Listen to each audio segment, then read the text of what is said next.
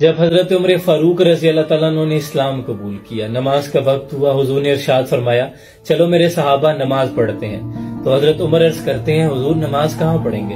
حضور فرماتے ہیں یہی کسی کونے میں پڑھیں گے۔ یہ اسلام کا وہ دور تھا کہ جب اسلام کا دائرہ کار بہت تنگ تھا، کفار کا بڑا غلبہ تھا۔ تو حضرت عمر عرض کرتے ہیں حضور آپ کے قدموں پہ میرے ماں باپ قربان، حضور اگر آج بھی چھپ کے نماز پڑھیں گے تو عمر کے اسلام لانے کا کیا فائدہ؟ آج ہم نماز کعبۃ اللہ میں ادا کریں گے۔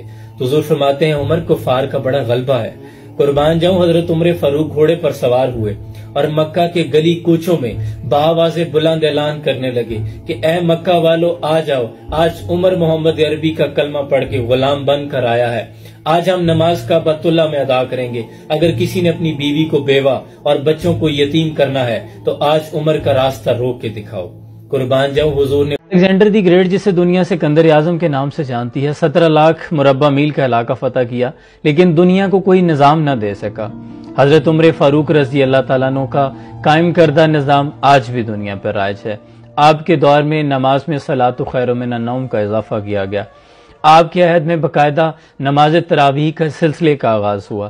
سن ہجری کا آپ نے آغاز کیا، جیل کا تصور دیا، شراب نوشی کی سزا مقرر کی، مکمل عدالتی نظام دیا، مؤذنوں کی تنخواہیں مقرر کی، مساجد میں روشنی کا بندوبست کیا، آبپاشی کا نظام دیا، فوج کی چھاونیاں بنائی، فوج کو باقاعدہ ایک محکمہ بنایا، اور آپ کے دور میں پہلی مرتبہ دنیا میں بیواؤں، دودھ پیتے بچوں، معذوروں، بے آسراؤں کے وظائف مقرر کیے گئے، اور پہلی مرتبہ اعلیٰ عہدیداران کی اکاؤنٹیبلٹی کی گئی۔ یہ تصور آپ نے پیش کیا۔ آپ کی مہر پر لکھا تھا کہ عمر نصیحت کے لیے موت کافی ہے۔